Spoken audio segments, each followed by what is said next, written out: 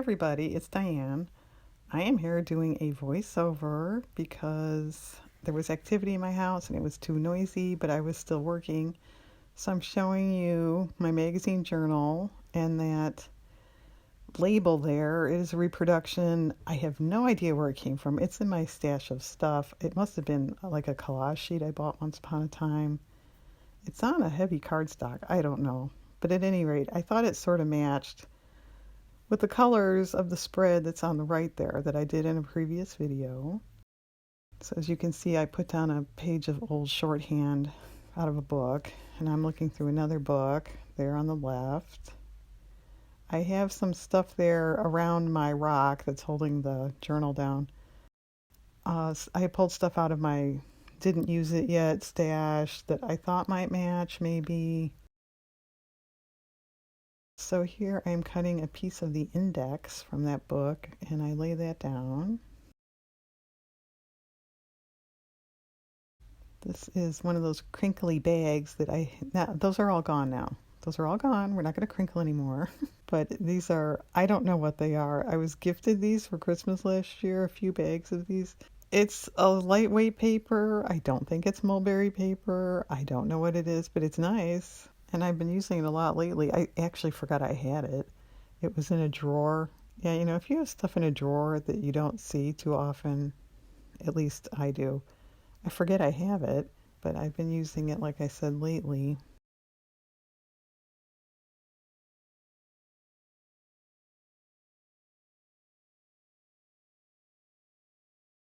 So now I'm going to look through the stuff that I had already pulled, see if there's anything that floats my boat. It's an old postage stamp, a real stamp. Those are scrapbook paper, but I put those aside. That's a magazine image of a Christmas cactus. Kind of appropriate for this time of year. That is a playing card. As I show you here in a minute, I turn it over. And I decide those colors look pretty good, except I want to trim the border off. I don't think that's adding anything. So we're trimming. And I'm not really trying, I've said this before, but to match the page on the right. But since they face each other and they're there forever, I don't want to put something on that's going to look, entirely different. And, would look a little weird next to that page. So I am kind of trying to make it look good at least. So I'm auditioning stuff here. Yeah, we discard quite a lot. That snippet strip there is photos of scrapbook paper. It was in a scrapbooking magazine, and they were advertising scrapbook paper.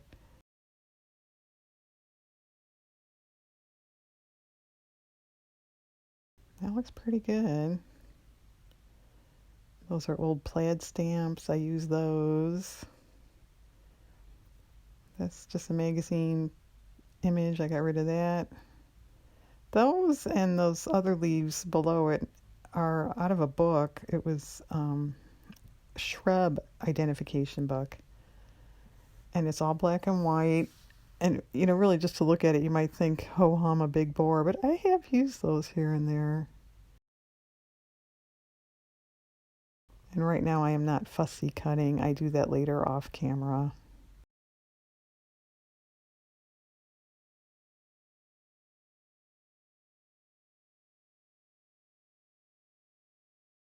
I had pulled those car images out of another book, sort of for the colors, but as you can tell, cars just aren't really going to work with this. And I always save the numbers on these pages if I use them. I do end up using these in the end. Those worked out nice. They were a bit of a pain to cut, but it was worth it. Okay, I think I take a break here in a minute and I do glue down and then come back. There we go. All right, so what you see is glued, and now I'm going to add some paint. Two reasons. It could use it, like that area is kind of blank. And since there's paint on the other side, I figured, I might as well kind of match.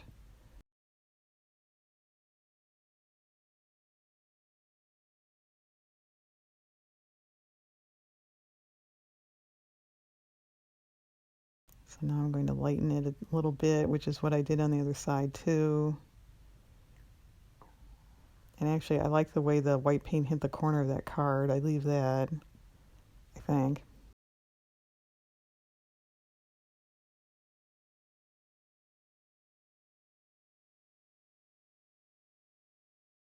And then I spatter a little brown that, as you can see, it kind of oozed out of the bottle there.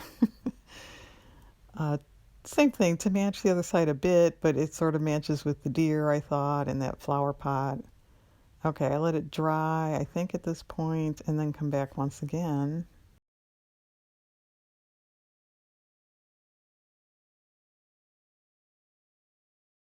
I think I'm making a final assessment here.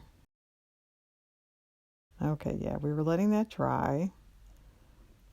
Okay, so now, I don't know if you can guess what I'm going to do with the brown and white paint. If you look at the top of that deer playing card, it just is very abrupt the way it stops.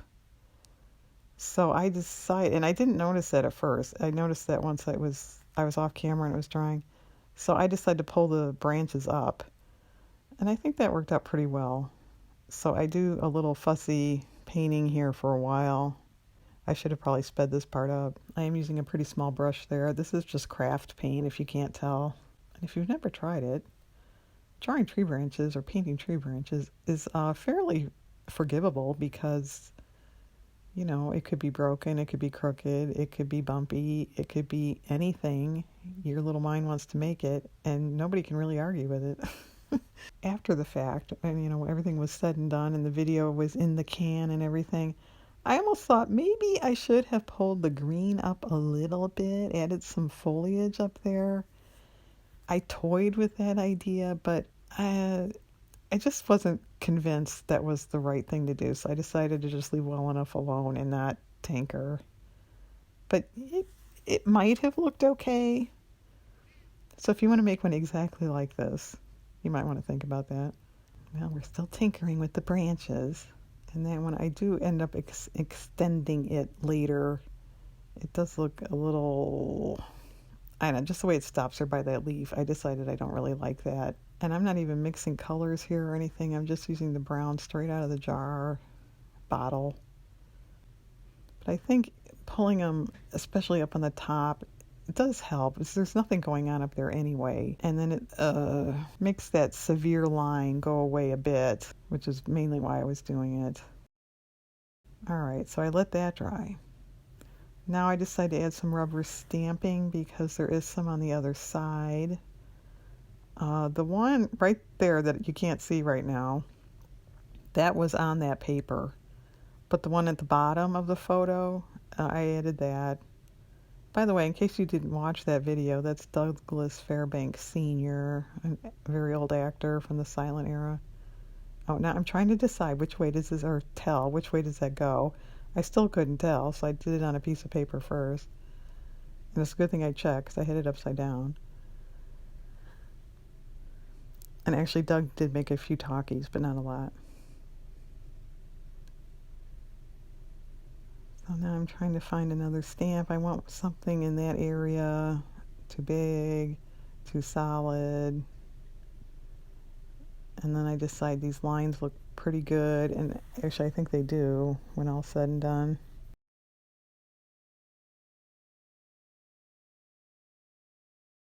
Yeah, not bad.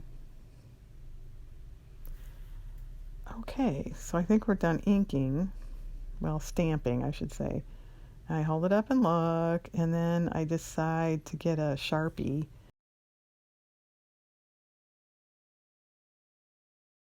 and really add a little real fine detail to those branches.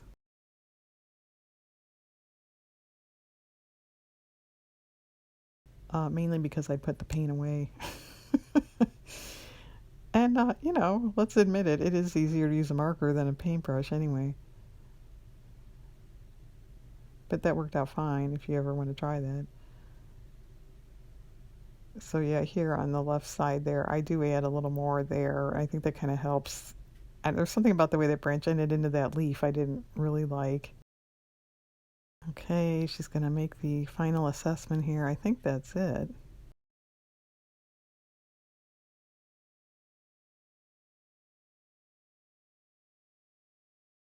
Okay, well, we have another page in the journal that kind of matches, kind of looks nice, I think. There you go. All right, thanks for watching, everybody. I hope you have a good day.